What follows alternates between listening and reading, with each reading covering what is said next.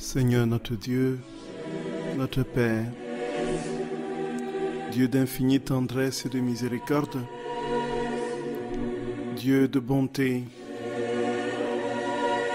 Dieu qui s'appelle amour, agapé.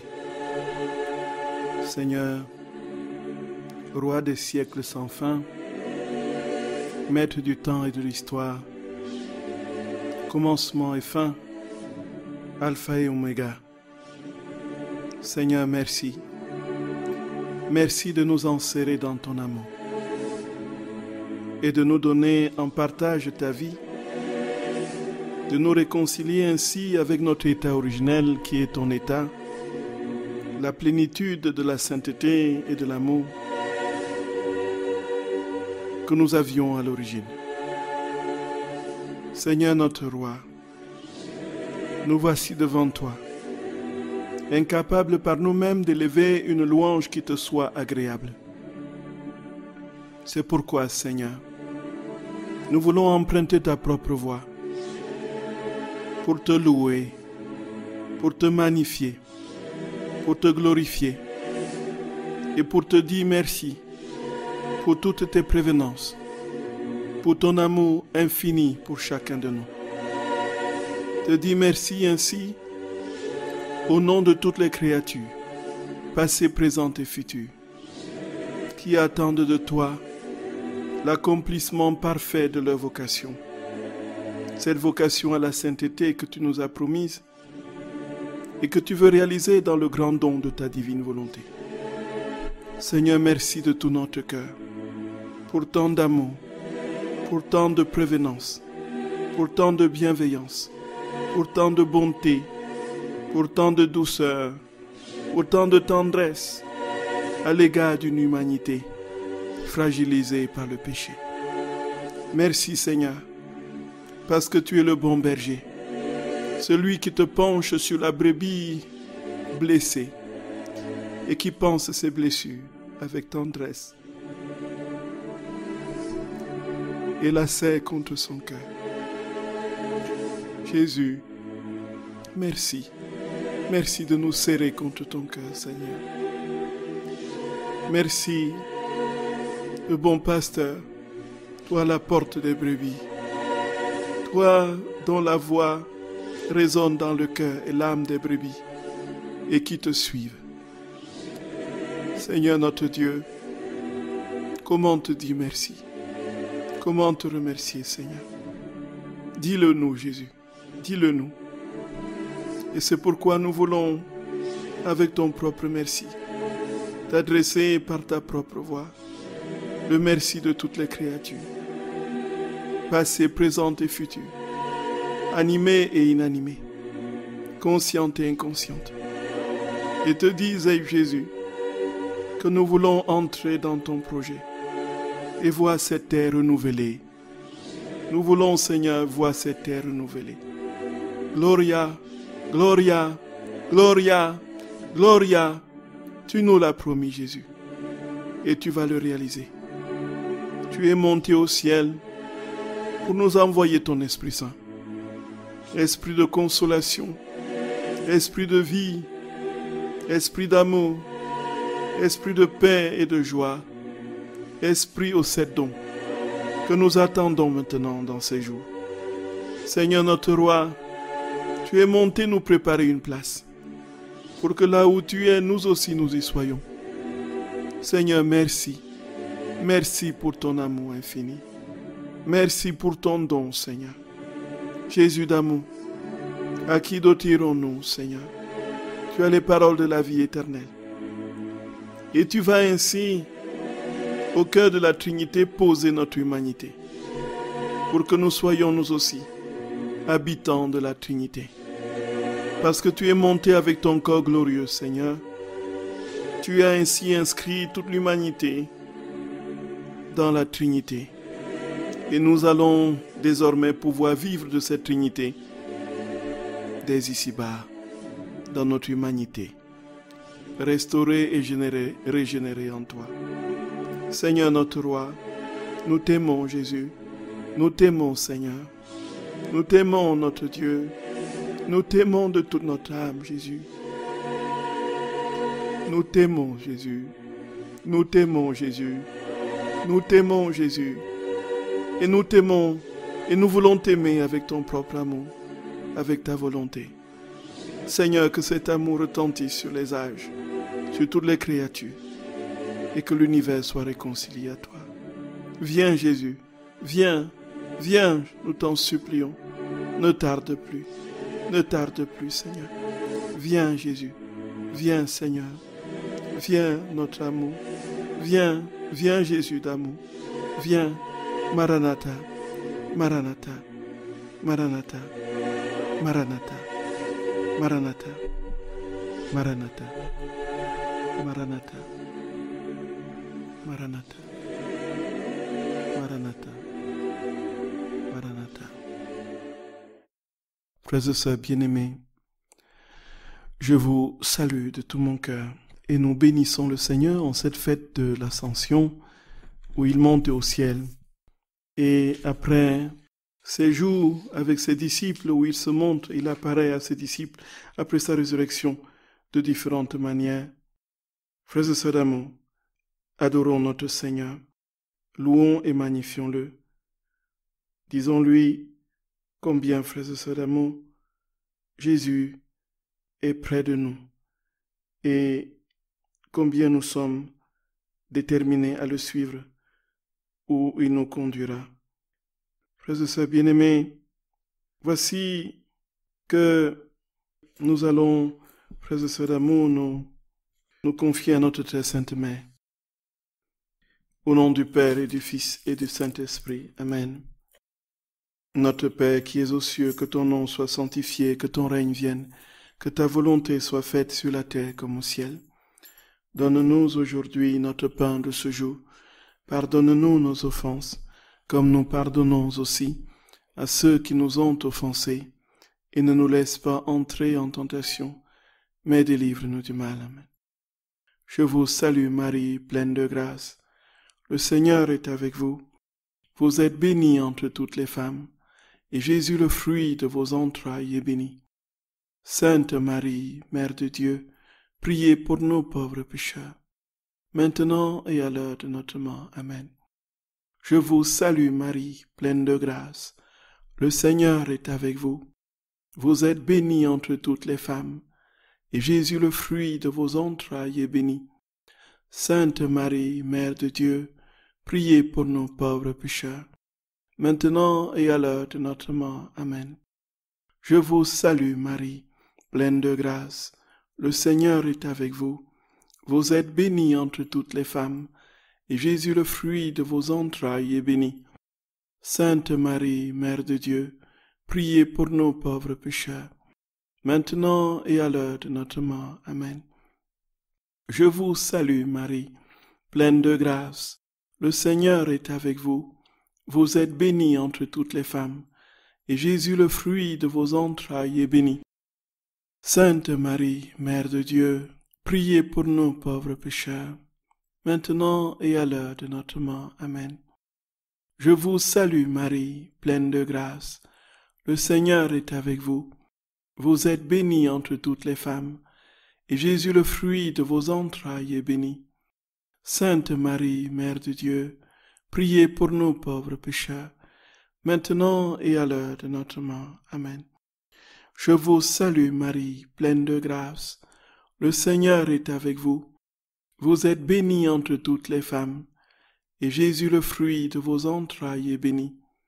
Sainte Marie, Mère de Dieu, priez pour nous pauvres pécheurs, maintenant et à l'heure de notre mort. Amen.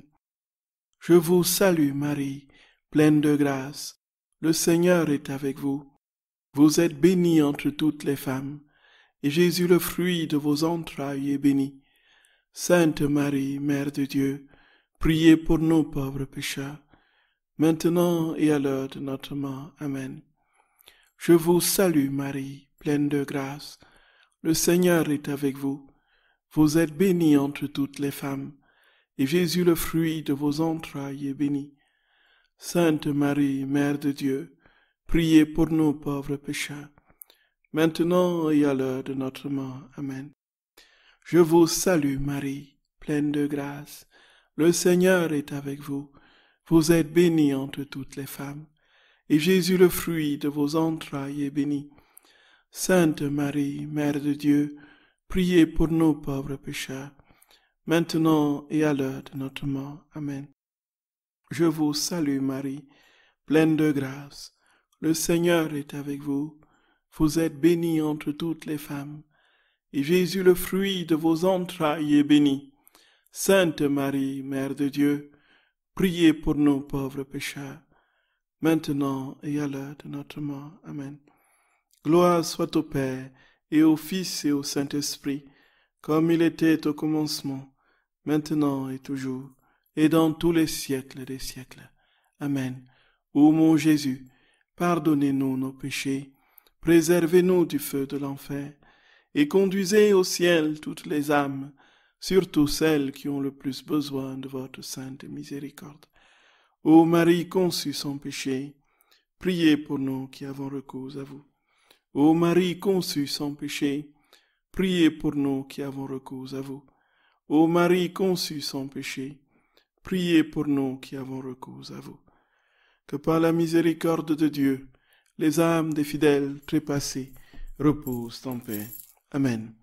Au nom du Père, et du Fils, et du Saint-Esprit. Amen. Frères et sœurs bien-aimés, donc notre très saint Seigneur vous accorde sa paix et qu'il vous comble de sa joie en ce jour où il monte au ciel, entouré de myriades d'anges. Et il monte au ciel, frères et sœurs d'amour, pour nous préparer une place. Le Seigneur monte au ciel, frères et sœurs d'amour, pour nous préparer une place. Et il dit très bien dans l'évangile de Saint Jean au chapitre 14 que votre cœur ne se trouble pas. Vous croyez en Dieu, croyez aussi en moi. Dans la maison de mon Père, il y a beaucoup de demeures. Sinon, vous aurais-je dit, j'irai vous préparer une place. Quand je serai allé vous préparer une place, je viendrai vous chercher, pour que là où je suis, vous aussi vous y soyez. Jésus monte au ciel aujourd'hui, frères et sœurs d'amour, pour nous faire comprendre que notre place est au ciel et que c'est le ciel notre destinée et notre destination, que c'est le ciel notre lieu d'habitation, notre demeure, que nous sommes faits pour le ciel, que nous sommes faits pour le ciel, frères et sœurs d'amour, que nous sommes faits pour le ciel. Et le Seigneur nous dit très clairement, mon enfant, ta vie ici-bas n'aura de sens que lorsque tes regards seront tournés vers moi, vers le ciel. Regarde au ciel et tu verras combien ma gloire resplendit, cette gloire qui t'attend. Et déjà, comprends que cette gloire, je veux te la donner dès ici-bas. Frères et sœurs bien-aimés, c'est le cadeau de la divine volonté. Gloria, nous sommes au cœur d'un mystère qui nous dépasse, qui nous donne du vertige. Simplement parce que nous avons un Dieu qui aime à la folie. C'est un fou. Il est fou, notre Seigneur. Il est fou d'amour. Il est fou d'amour pour nous. Et il nous dit, ne t'inquiète pas, mon enfant. Ne t'inquiète pas, je t'en supplie. Crois en moi, et laisse-moi, je t'en supplie, te saisir, te donner toute ma vie. Je t'en supplie, ouvre ton cœur, ouvre ton âme, s'il te plaît. Ouvre ton intelligence, ouvre ta volonté. Donne-moi ta mémoire, mon enfant, et je veux déverser ma vie en toi. Et tu vivras la Trinité sur cette terre. Gloria. Et le Seigneur est allé, frères et sœurs d'amour, nous inscrire dans la Trinité. Et comme nous comprenons bien, depuis que Jésus est monté au ciel avec son corps, nous pouvons participer à la nature divine. Gloria. Tout simplement parce que, ayant pris notre corps, l'ayant transfiguré par la résurrection, il est monté au ciel, il est assis à la droite du Père, au cœur de la Trinité.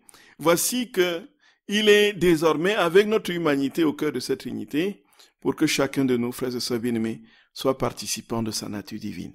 Gloria. Et dont nous pouvons donc comprendre ce que c'est que la divine volonté, parce que Jésus est avec son Père dans la communion de l'Esprit Saint, avec notre corps. Le corps qu'il a reçu de la Vierge Marie, avec notre humanité. Jésus d'amour, merci Seigneur, merci notre roi d'amour.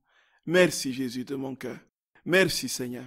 Que ta gloire resplendisse dans nos âmes et que tout l'univers, du septentrion jusqu'au midi, résonne et rayonne de cette gloire, de l'Orient jusqu'à l'Occident, soit emmitouflé dans cette gloire, et que la lumière qui jaillit de ton humanité divinisée, Jésus, restaure l'humanité déchue.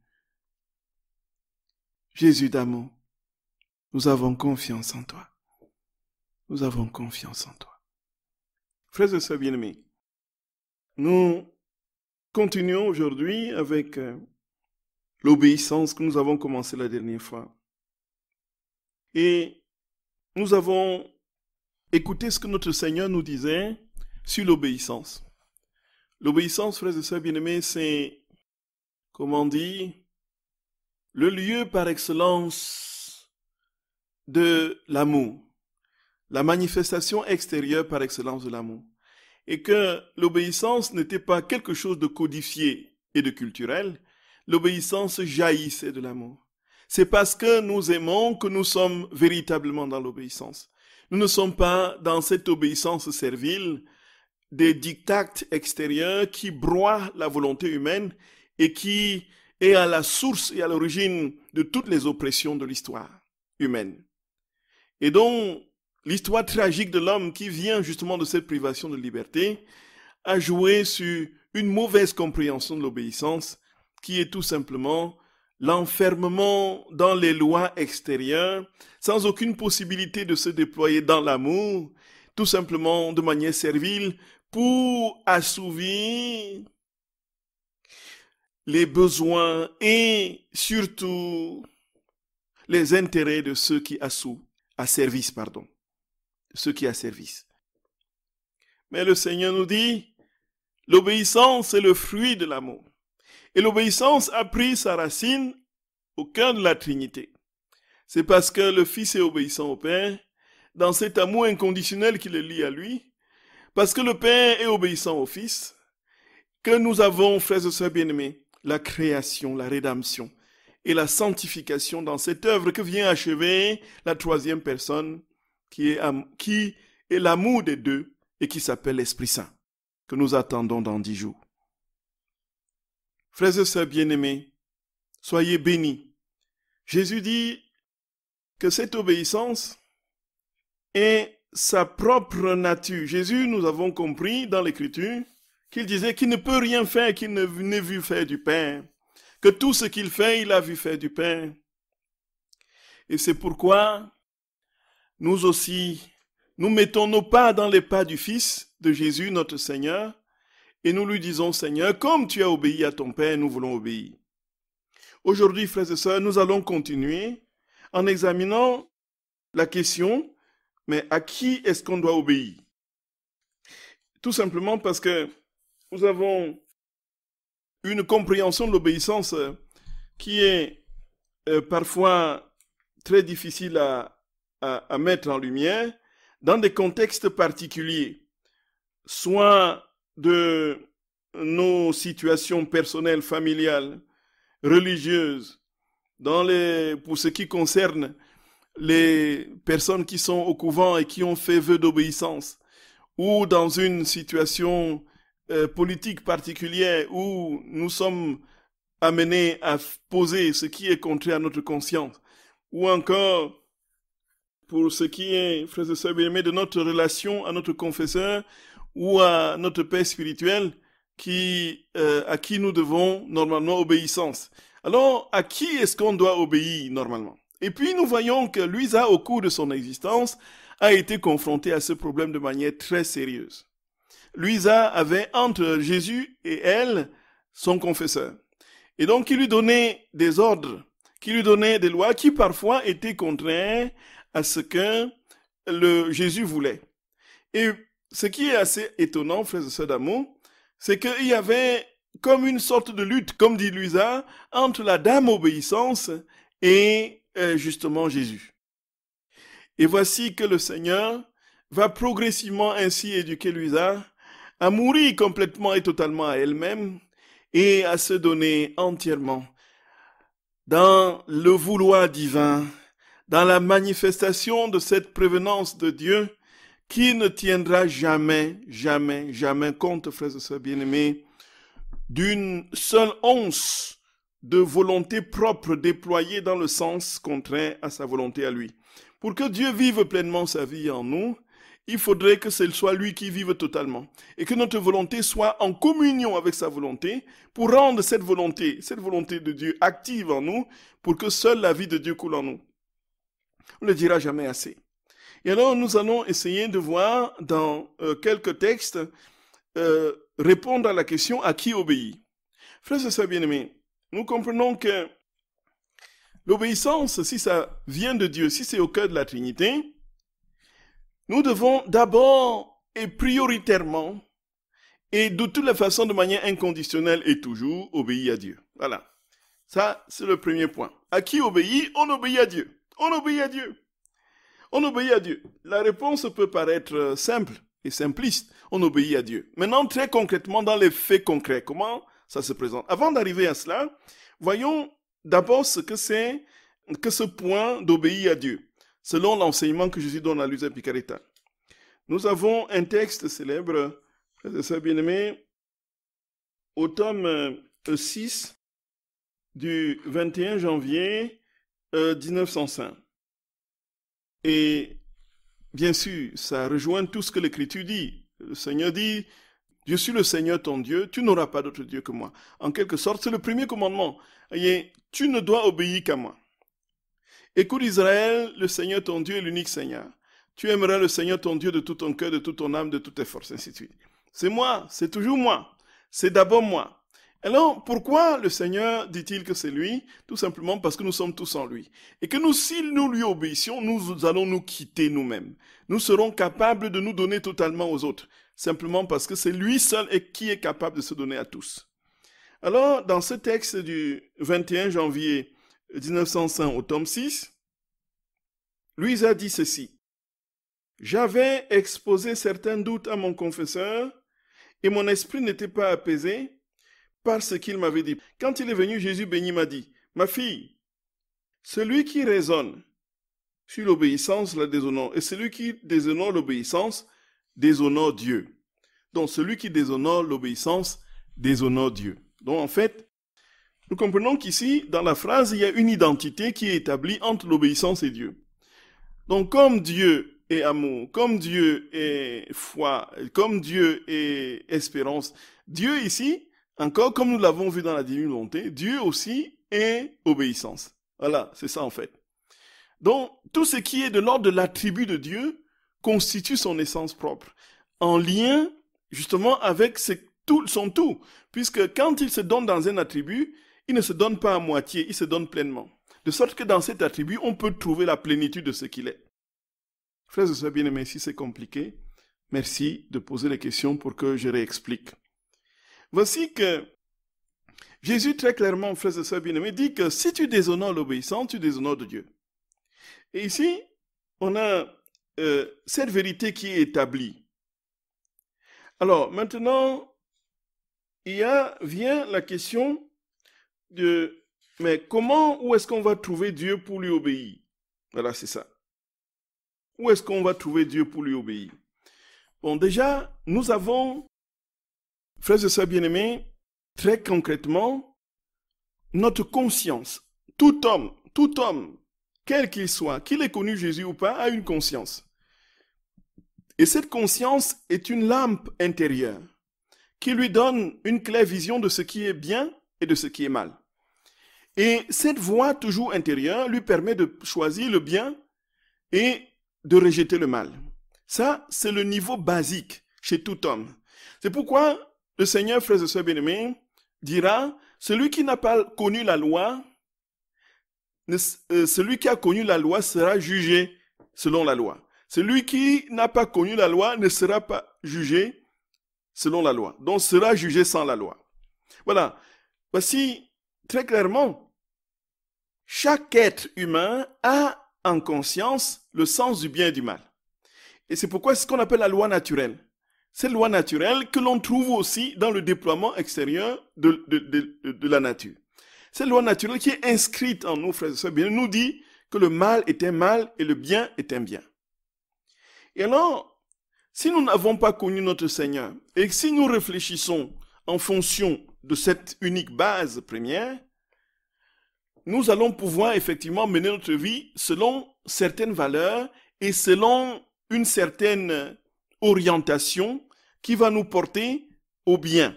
Même s'il n'y a pas la grâce sanctifiante qui nous amène à poser un bien supérieur à la mesure du bien de Dieu qui habite les âmes chrétiennes, nous posons quand même des actes bons, mais ces actes, comme ils sont frélatés par les intérêts multiples, mais ce sont des actes qui émanent de la conscience du bien qui habite cette âme. Voici que c'est le premier niveau basique. Donc, où trouver Dieu pour lui obéir? D'abord, dans la conscience. Ensuite, frères et sœurs bien-aimés, il y a la parole de Dieu. L'écriture, la révélation. Il a tout donné dans l'écriture. Il nous a donné de comprendre combien il nous aime, combien son plan est déployé pour chacun de nous. Combien, dans sa magnificence et son amour, il a voulu que nous ayons la vie en abondance, que nous obtenions le salut. Et il nous a donné ainsi les lois, les commandements. La Torah dispose, frères et sœurs, de ces 10 commandements que nous connaissons et qui sont le socle, la base de tous les préceptes juifs. Donc tout est fondé sur les 10 commandements. Et c'est un héritage que nous avons, nous chrétiens, du judaïsme, les 10 commandements. Et voici que le Seigneur nous dit très clairement, si tu écoutes ma parole, si tu la mets en pratique, tu auras la vie. Si tu ne la mets pas en pratique, si tu ne l'écoutes pas, tu auras la mort. En quelque sorte, je mets devant toi le bien et le mal. Et je te dis, choisis le bien et tu auras la vie. Et si tu choisis le mal, c'est la mort.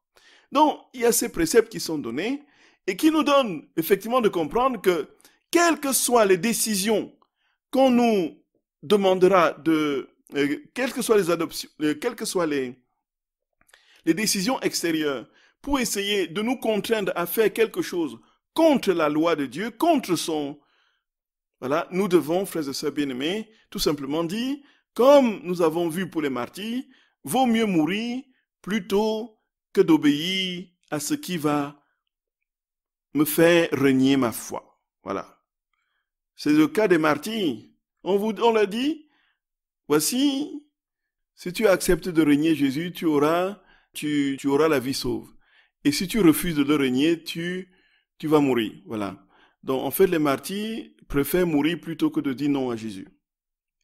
Et voici, frères et sœurs d'amour, voici que notre très saint Seigneur va très clairement nous dire que je te demande, vraiment, je te demande, quel que soit ce qui se présente devant toi, d'obéir à moi et à moi seul.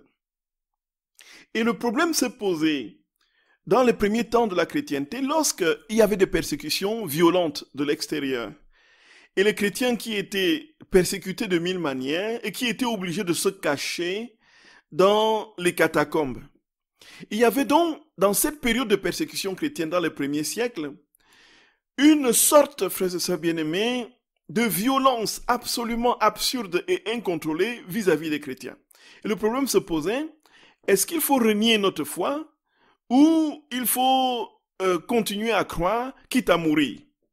Voici que il y a eu certains qui, justement, ont renié leur foi, soi-disant stratégiquement, pour ne pas mourir, et puis, le temps de persécution passé, ils ont voulu réintégrer les communautés chrétiennes qui, elles, avaient survécu à la persécution. Et ça, ce problème s'est posé, ce qu'on a appelé le problème de l'absie. Donc ceux qui avaient abdiqué leur foi et qui voulaient maintenant réintégrer la communauté comme si de rien n'était. Comment est-ce qu'il fallait les accueillir? Est-ce qu'on devait leur tendre les bras et dire, bon, hurrah, merci, vous êtes revenus, chers frères, alors qu'ils ont dit non, qui ne connaissent pas Jésus devant tous ceux qui ont adoré l'image de l'empereur et puis lui ont offert l'encens? Voici. Le problème s'est posé. Et donc, du coup, il y a eu un vrai débat au cœur de la communauté chrétienne pour savoir comment résoudre ce problème. Et donc, les lapsis ont été soumis, pour certains, donc selon ce qui a été convenu, à des pénitences sévères, pour pouvoir seulement après revenir pour réparer justement cette abjuration publique de Jésus, ce reniement public de Jésus qu'ils ont fait. On ne pouvait pas dire, bon, voici, on vous tend la main comme ça. Donc, en fait, vaut mieux obéir à Dieu plutôt qu'aux hommes, disent les apôtres, lorsqu'on leur défend de parler du nom de Jésus. C'est ça, en fait. C'est ça, en fait. Donc, personne, frères et sœurs d'amour, je dis personne, même pas le pape, ne peut nous empêcher de proclamer le nom de Jésus et de dire que Jésus est Seigneur et Sauveur. De toutes les façons, ce ne sera pas le pape qui nous empêchera de le dire, puisqu'il sera là plutôt pour nous encourager à le faire. Donc personne, aucun tyran de ce monde, s'il y a une autorité, quelle qu'elle soit, qui veut nous défendre, nous demander de régner notre foi, il n'a aucune autorité n'a de pouvoir sur notre conscience profonde. Donc nous avons, frères et sœurs bien-aimés, Dieu qui est le maître justement de notre vie, celui à qui nous devons obéir. Et voici, après maintenant sa parole, la révélation, ses commandements et tout ce que nous lisons dans sa parole, ce qu'il dit dans l'évangile et tout, voici que des situations concrètes se présentent. Il met des gens entre lui et nous pour que nous comprenions ce que c'est que mortifier notre volonté. Et c'est le cas justement pour Luisa de cette souffrance d'avoir entre Jésus et elle un confesseur qui lui dit tout le temps des choses qui l'embêtent et puis qu'elle voudrait que seul Jésus lui donne des ordres et donc ne fasse pas ce que le confesseur dit. Et c'est ici, frères et sœurs bien-aimés, le point délicat de l'articulation entre l'obéissance et Jésus, entre le confesseur et Jésus, entre un père spirituel et Jésus, cette articulation délicate que nous allons essayer de voir et de comprendre. Déjà, voyons, frères et sœurs d'amour, comment est-ce que le confesseur se met entre Jésus choisit un confesseur, un père spirituel, pour le mettre entre Luisa et lui.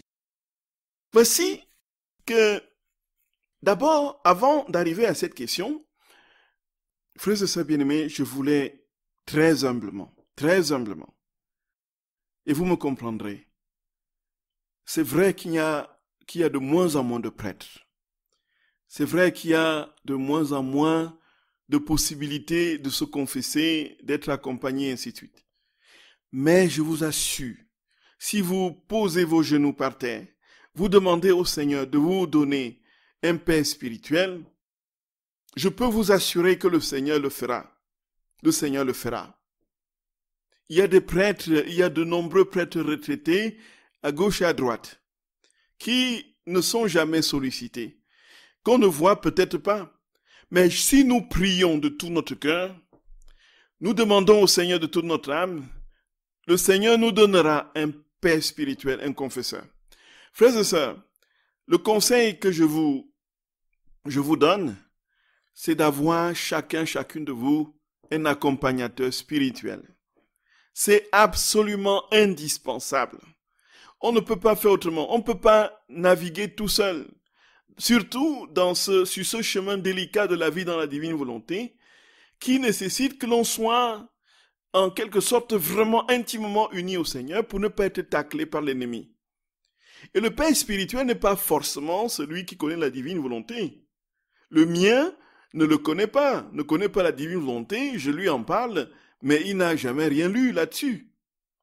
Et voici, frères et sœurs bien-aimés, que s'il n'était pas là, pour m'aider à discerner mes choix et à me soutenir dans ma mission, soit par la prière et l'offrande de ces messes, soit par les conseils, soit par son soutien je ne serai pas là aujourd'hui en train de vous parler.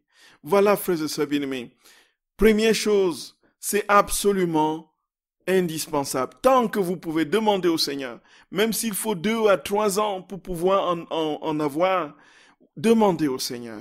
Demandez au Seigneur, frères et sœurs bien-aimés, une oreille, un cœur à qui vous irez chaque mois, déposez votre cœur, déposez vos soucis, déposez vos questionnements, demandez son conseil, demandez sa prière, vous confessez et comprendre combien, frères et sœurs bien-aimés, quelles sont les voies que le Seigneur a pour vous. Voyez? Et frères et sœurs bien-aimés. Et c'est alors que, quand nous avons cette grâce, se pose maintenant la question, comment lui obéit à lui, le confesseur? Voilà, c'est ça en fait. Alors d'abord, voyons comment est-ce que Jésus place un père spirituel entre Louisa et lui. Jésus qui lui dit d'abord, ma fille, en fait, je n'ai pas grand-chose à te dire. Tu sais que toute ma vie n'a été qu'obéissance. Et l'obéissance doit être ta vie à toi aussi.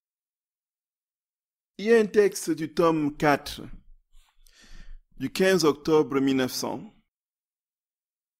où il y a justement cette lutte entre le confesseur et Jésus, parce que le confesseur ne veut pas que Louisa souffre, et Jésus veut qu'elle souffre.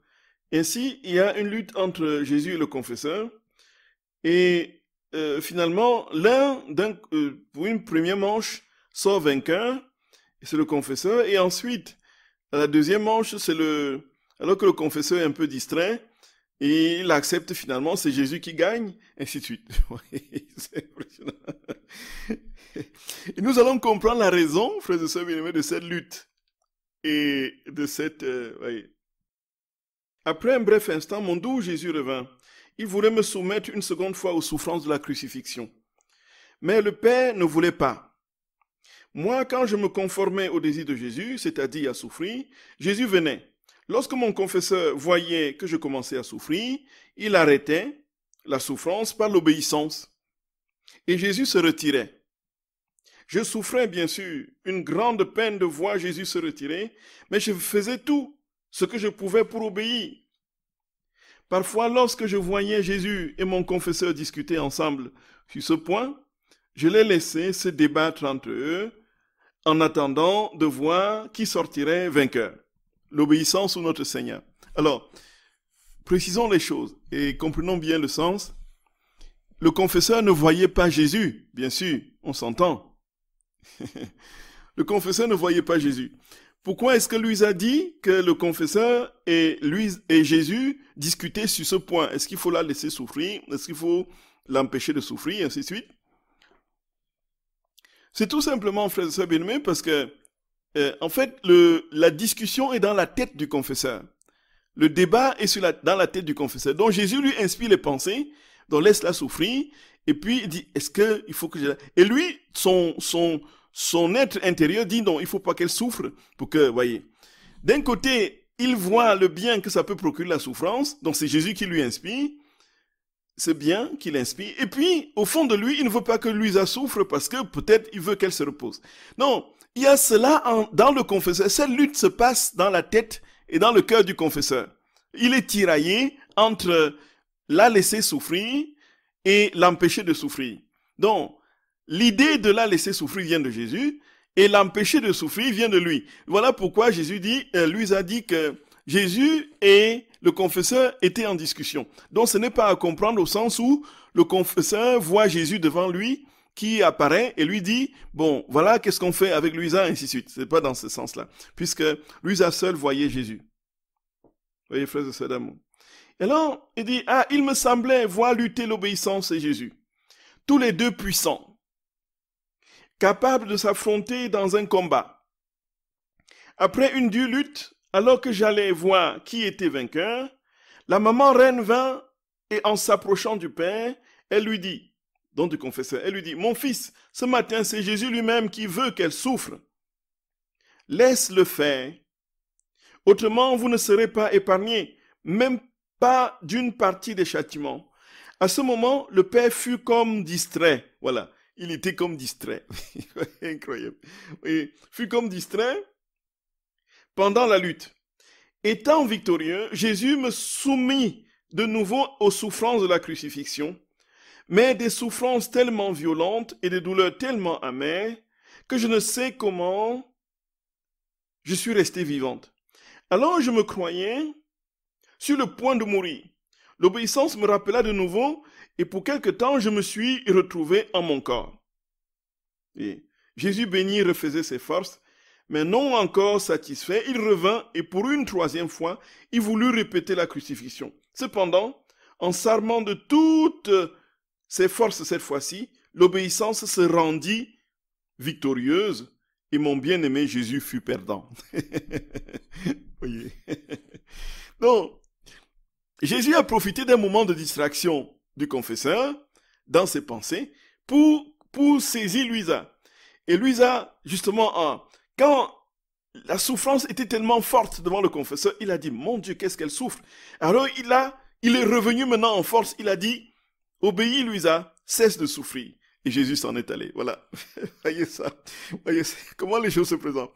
Et là, on pourrait dire, mais comment est-ce que Jésus, comment est-ce qu'on en arrive là?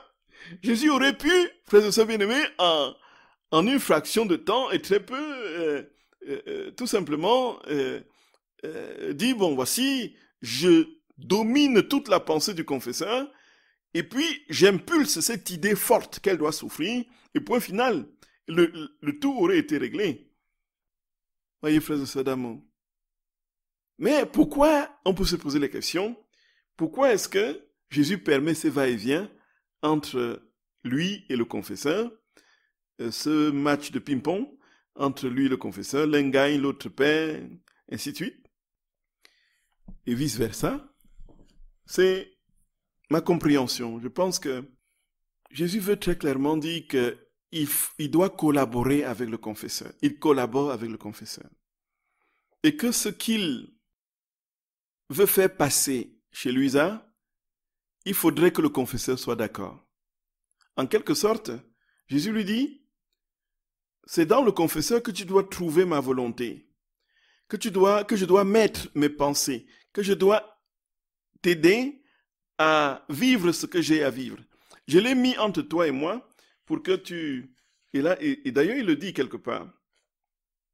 Malgré tout cela, Jésus s'essayait de temps en temps dans l'espoir de pouvoir vaincre de nouveau l'obéissance, de sorte qu'il ne me donnait pas de repos. J'ai dû lui dire, mais mon Seigneur, reste tranquille un peu et laisse-moi en paix. Ne vois-tu pas que l'obéissance s'est armée et qu'elle ne veut pas céder devant toi? Sois donc patient. Si tu veux répéter la crucifixion pour une troisième fois, promets-moi de me faire mourir. Jésus répondit, oui, viens. Je le dis au Père, et même en cela, l'obéissance demeura inexorable, malgré que mon doux bien m'appelait en me disant, Luisa, viens. Je dis à mon confesseur que Jésus m'appelait, mais il riposta par un ton tranchant. Drôle d'obéissance que celle-là. Elle veut faire sa grande dame en tout, et surtout, elle veut s'introduire dans des choses qui ne la regardent pas, telle la question de mourir. Quelle belle affaire que d'exposer une pauvre malheureuse au danger de la mort. Lui faire toucher du doigt le port du bonheur éternel et ensuite pour se vanter qu'elle sait faire en tout sa grande dame au moyen de la force qu'elle possède et retient l'âme et la fait croupir dans la misérable prison de son corps. Parce que Luisa voulait s'échapper pour aller voir le Seigneur et le confesseur la retenait. Non, voilà. Voici, frères et sœurs bien-aimés, comment est-ce que Jésus, tout simplement, va permettre que tout cela se passe, ce conflit se passe, de sorte que il y aura même un moment dans un passage où le confesseur demande tout simplement à Luisa de ne plus voir Jésus. Que si Jésus vient, qu'il ne le voit plus.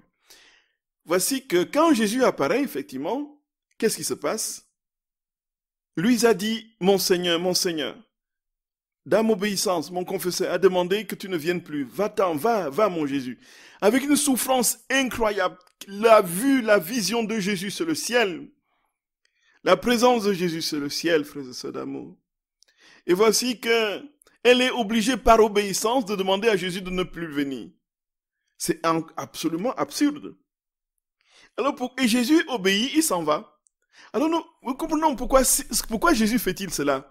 Tout simplement parce qu'il veut complètement plier la volonté de Luisa pour qu'elle soit dans une obéissance inconditionnelle à ses ministres qui, même quand ils sont mauvais, peuvent traduire une... Voilà. Maintenant, on va voir comment obéir, bien sûr. C'est pas une obéissance comme on croit, surtout. C'est tout ce qui entre dans l'obéissance qui vient de Dieu, nous épanouit, nous rend heureux, nous relève et fortifie notre liberté. On aura l'occasion d'en parler, frères et sœurs bien-aimés. Vous pouvez poser vos questions au numéro habituel. À tout à l'heure, frères et sœurs d'amour. À tout de suite. Seigneur, monte au ciel, au milieu des chants de joie. Il nous prépare une place auprès de lui. Alléluia. Fils du Dieu vivant, qu'il est grand ton nom, dans la terre entière ton amour éclate. Et ta majesté nous est révélée en ce jour de joie, Seigneur de l'univers. Le Seigneur monte au ciel, au milieu des chants de joie. Il nous prépare une place auprès de lui. Alléluia.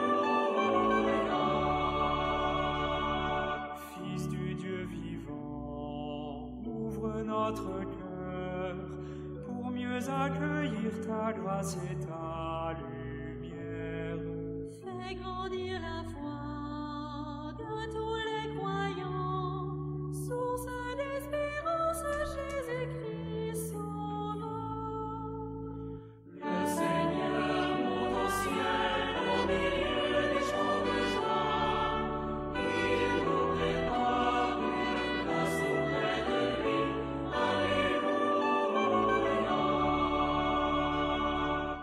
Chers frères et sœurs, vous êtes sur la radio de la Divine Volonté, la radio de l'association française Luisa Picaretta, dont il n'y a pas de questions.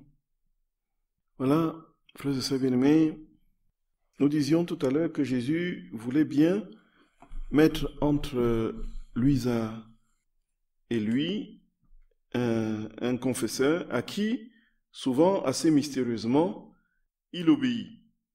Jésus, en principe, ne doit obéir à aucun homme. Et il pouvait, surtout quand ses volontés ne sont pas conformes à sa volonté à lui. Et c'est le cas, justement, du confesseur qui ne veut pas ce que Jésus veut. Mais pourtant, Jésus se laisse dominer, Jésus se laisse vaincre. Cela, effectivement, nous fait penser au combat de Jacob, au quai de Yabok. Et toute la nuit, il a combattu, n'est-ce pas, avec l'ange d'Adonai. Et au début, donc au matin, au petit matin, l'ange a été vaincu. Voyez, il a dominé Dieu. Il a dominé Dieu. Alors, voici, frères et sœurs d'amour, le sens de la lutte spirituelle. Et qu'est-ce que l'ange fait? Avant de partir, Jacob demande de le bénir.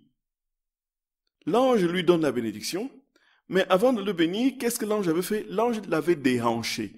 L'ange l'avait blessé à la hanche. En quelque sorte, l'ange avait marqué Jacob de ses stigmates. Gloria, Gloria, Gloria. Nous voyons que cette lutte est organisée par Dieu lui-même. Cette lutte est voulue par Jésus lui-même. Jésus aurait pu pulvériser le confesseur en une fraction de seconde, mais il permet cette lutte, d'une part, pour laisser une impression vive de sa présence dans le confesseur, et ensuite, frères et sœurs bien-aimés, pour amener Luisa à ne pas contourner les prêtres qui l'entouraient et le soutenaient dans sa vie au quotidien. Et lui fait comprendre que ces prêtres qui étaient à ses côtés devaient constituer le canal par lequel il passerait pour lui donner, d'une part, la compréhension de ce qu'elle vit et le soutien par les sacrements, puisque c'était eux qui célébraient la messe et qui la confessaient. Et donc, il devait avoir vis-à-vis de ce prêtre qui l'accompagnait le même respect et le même amour, comme dit Jésus, que Luisa a pour lui, Jésus. Au fond, parce que dans ces prêtres se trouvait notre Seigneur, et comme, frères et sœurs bien-aimés, en chacun de nous, l'amour que nous devons avoir pour les autres, c'est l'amour, le même amour que nous devons avoir pour Dieu. C'est pratiquement le même amour. Voyez. Et c'est alors, frères et sœurs bien-aimés, que nous comprenons le sens, effectivement, de cette présence du confesseur entre Luisa et Jésus. C'est Jésus qui veut ainsi. C'est Jésus qui ne veut pas directement, de manière... Il y a donc les instruments humains que Jésus utilise pour faire passer sa grâce. Et nous aurons l'occasion de le développer plus amplement la prochaine fois. Et nous comprendrons que, quel que soit le prêtre, quelle que soit sa vie, quels que soient ses péchés et ses nombreux scandales, quand il célèbre les sacrements, Jésus passe. Il se donne parfaitement. Il ne dit pas tu es plus saint que tel autre et puis je veux me donner à moitié. Je veux me donner à moitié à celui qui est moins saint qu'un autre qui est plus saint. Il se donne pleinement à tous. Sauf que la sainteté de l'autre prêtre s'ajoute au don total du Seigneur et les fruits sont plus abondants. Mais Dieu ne se donne pas parcimonieusement à un prêtre pécheur. Et c'est là justement le sens de ce sacrement qui est effectué, où Dieu se donne parfaitement du fait du sacrement qui est effectué selon les conditions réunies, si les conditions sont réunies. Oui. Et voici, frères et sœurs bien-aimés, que nous sommes au cœur de cette vérité aujourd'hui. Et que Jésus, plus que jamais, nous invite à l'obéissance. Demandons au Seigneur cette grâce, frères et sœurs d'amour. Nous allons continuer à le développer la prochaine fois. Et nous prions que Jésus nous accorde de ne jamais, jamais, jamais détourner notre regard de lui. Que sa grâce, sa bonté, sa miséricorde infinie s'étendent sur vos vies et vous rassasie de sa vie. Frères et sœurs d'amour, qui vous bénisse et vous garde. Et bonne fête de l'Ascension à tous. Qui vous montre sa face, qui vous accorde sa grâce, qui tourne vers vous son visage et vous donne sa paix, de qui est Père, Fils, Saint-Esprit. Amen. Soyez bénis, frères et sœurs d'amour, soyez bénis. Que Dieu vous garde. À très très bientôt, frères et sœurs d'amour. À très très bientôt. À très très bientôt. À la semaine prochaine.